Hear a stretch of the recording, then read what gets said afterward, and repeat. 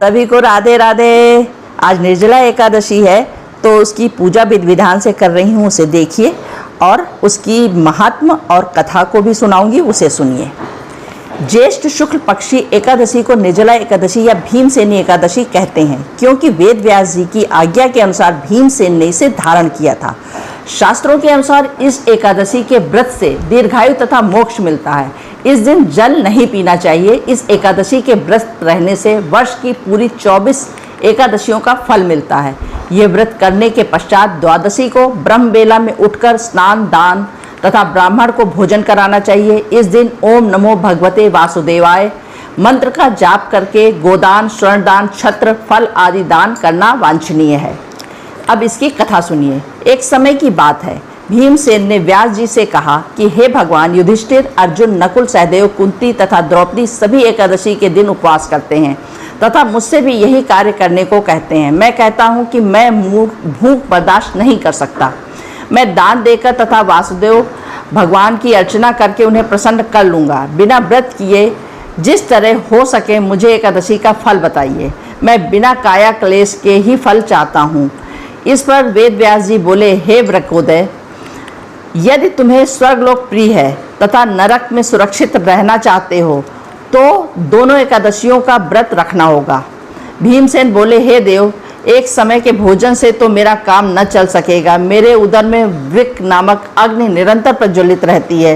पर्याप्त भोजन करने पर भी मेरी शुभता शांत नहीं होती है। ऋषिवर, आप कृपा करके मुझे ऐसा व्रत बतलाइए कि जिसके करने मात्र से मेरा कल्याण हो सके। व्यास जी बोले कि हे भद्र, ज्येष्ठ की एकादशी निर्जल व्रत कीजिए। स्नान आचमन में जल ग्रहण कर सकते हैं, अन्न बिल्कुल न ग्रहण कीजिए। अन्न आहार लेने से व्रत खंडित हो जाता है। तुम भी वन पर्यंत इस व्रत का पालन करो। इससे तुम्हारे पूर्वकृत एकादशियों के अन्न खाने का पाप समूल विनष्ट हो जाएगा। व्यासानुसार भीमसेन ने बड़े साहस के साथ निर्जला का यह व्रत किया, जिसके परिणाम स्वरूप प्रातः होते होते संज्ञाहीन हो गए। तब पांडवों ने गंगा जल, तुलसी, चरणामृत प्रसाद देकर उनकी मूर्छा दूर की। तभी से भीमसेन पाप मुक्त हो गए।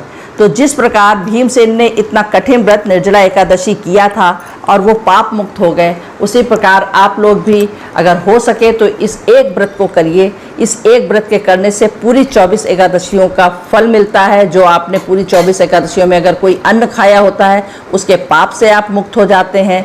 तो इस प्रकार इस एकादशी का बहुत बड़ा महात्म है और इसकी पूजा अर्चना करके आप श्री कृष्ण, श्री विष्णु भगवान की पूजा अर्चना कीजिए, आराधना कीजिए। आपको श्री हरि जरूर आशीर्वाद देंगे और आपको सारे पापों से, सारे कभी गलती से कोई भी ऐसा काम हो गया है जो कि आपको पाप की तरफ ले गया है, लेकिन यह एकादशी का व्रत करने से आप सभी पापों से मुक्त हो जाएंगे और श्री हरि आप पर हमेशा कृपा बनाकर रखेंगे। तो इस प्रकार निर्जला एकादशी का ये महात्म्य है और ये कथा है। तो सभी लोगों इसको जरूर रहिए। अब आप देखिए कि हम आपको सारी पूजा विधि विधान से जो कर रहे हैं आपने अभी तक देखी ही होगी। तो इस तरह से हमने सारे पंचामृत से, पांचों अमृतों से श्री कृष्ण भगवान को नहलाया है। तो आप भी इस तरह कर सकते हैं। आप सिंपल चाहें तो सिंपल भी नहला सकते हैं, लेकिन अगर ये एकादशी का इतना बड़ा महात्म है तो अगर आप पंचामृत से नहलाते हैं, फिर अगले दिन अब जब आप व्रत खोलते हैं तो आप इसी पंचामृत से व्रत खोल सकते हैं। तो इसलिए ये पंचामृत का महात्म है कि आप कृष्णा को नहलाइए उसी से और उसको रख लीजिए। उसके बाद अगले दिन जब व्रत खोलिए दान आन करके, तब आप इससे ही अपना व्रत खोलिए। तो इस तरह से इसका सारा व्रत वृतांत है। इसका पूरा विधि विधान से मैंने आपको आज पूरी पूजा, कथा और इसका महात्म बताया है। तो आप ज़रूर करिए इसकी सारी पूजा और इसकी सारी महात्म को जानिए, तो आपको ज़रूर श्री हरि आशीर्वाद देंगे। तो ये हमने आपको सारी पूरी विधि विधान से पूजा दिखाई है और आपको कथा सुनाई है। तो अभी देखिए हमने सारा कृष्णा जी को नहला के वस्त्र पहना दिए हैं। उनको थोड़ा आभूषणों से मैं सुसज्जित कर रही हूँ और उसके बाद उनको चंदन वंदन लगा के उनको अपने स्थान पे बिठा रही हूँ। ये देखिए अब उनको अपने आसन पे मैंने बिठा दिया है। मुकुट उकुट धारण कर दूँगी इनको। हाँ जी, ये देखिए कितने सुंदर लग रहे हैं हमारे लड्डू गोपाल जी।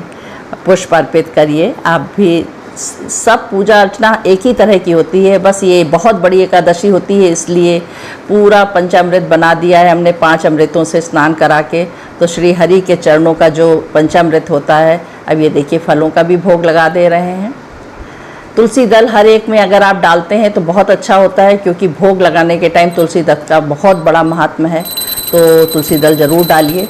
अब कृष्णा जी की आरती ओम जय जगदीश हरे आप गा के कर सकते हैं, क्योंकि कृष्णा जी की और विष्णु भगवान की आरती यही होती है, ओम जय जगदीश हरे। तो यही आरती आप भी करिए। आरती तो सारी पूजा में आप चाहे जो भी रोज़ की पूजा भी करें तो आरती अनिवार्य है, आरती ज़रूर किया करें, उसको आचमन करा करें। और आरती को खाली नहीं किया जाता है, उसमें पुष्प रख लेने चाहिए या थोड़ा सा अक्षत डाल लेना चाहिए।